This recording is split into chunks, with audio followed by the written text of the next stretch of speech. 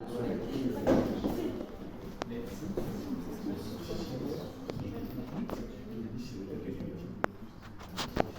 qui est gratuit ne vaut-il rien? Si le gratuit ne vaut rien, cela vaut-il la peine d'en parler? Pourquoi passerais-je du temps à discourir sur ce qui ne vaut rien? Je vous parlerai donc de ce qui en vaut la peine, quelque chose qui a de la valeur. Or, pour moi, le gratuit a de la valeur. Mais, attention, je viens d'employer le mot valeur. Alors, je me dois tout de même de vous l'expliquer. Non, pas de vous l'expliquer, mais peut-être plutôt de nous mettre d'accord sur ce mot valeur, n'est-ce pas? Sans s'attarder sur les différentes définitions de la valeur, on ne retiendra, si vous le voulez bien, que la valeur, c'est donner de l'importance à quelque chose, à quelqu'un. Et c'est cette valeur qui constitue nos points de repère essentiels dans la vie. Et le point de repère, comme son nom l'indique, eh bien, nous en avons besoin. Nous en avons besoin à chaque instant pour effectuer nos choix. Ils orientent donc toute notre vie, nos actions, nos comportements. Et en termes de comportement, c'est là que faisait toute la différence avec cette vieille dame que l'on voyait chaque jour aller puiser de l'eau à la fontaine, à la source. Et cette vieille dame, elle avait une jarre, une très belle jarre. Elle était pas très très grande, mais elle était belle et elle avait une certaine contenance, mais pas suffisant pour toute l'eau dont la vieille dame avait besoin. Alors, il arrivait souvent que cette dame, dans ce village, eh bien, elle allait souvent à la source. Elle y allait parfois 3 fois par jour. Et sa voisine, qui la regardait, qui l'observait, eh bien, elle s'est dit, mais moi, j'ai une jarre, je pourrais peut-être dépanner cette dame que je vois tout le temps aller chercher de l'eau.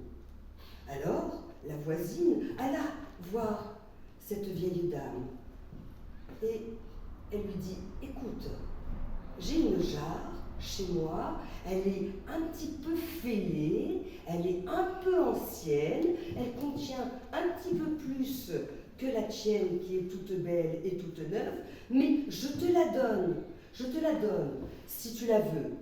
Je t'ai averti, elle est un petit peu abîmée. Oh, et puis la dame, qui chaque jour allait à la source pour aller puiser son eau, elle était un peu fatiguée. Bien sûr, elle a accepté ce cadeau, avec les inconvénients qu'il présentait. Alors, on a vu chaque jour, ensuite, cette vieille dame aller puiser de l'eau à la source avec ses 2 jarres, celle qui est très belle, vous vous souvenez, et celle qui est un petit peu fêlée. Et ce qui fait qu'elle avait moins besoin de faire de trajet. Alors, la jarre qui est belle, qui est sans défaut, qui contient toute l'eau, elle est orgueilleuse et elle commence à dire à l'autre jarre, celle qui est vieille et fêlée et qui laisse passer de l'eau, pourquoi es-tu venue? Je faisais très bien l'affaire, moi, ici, toute seule.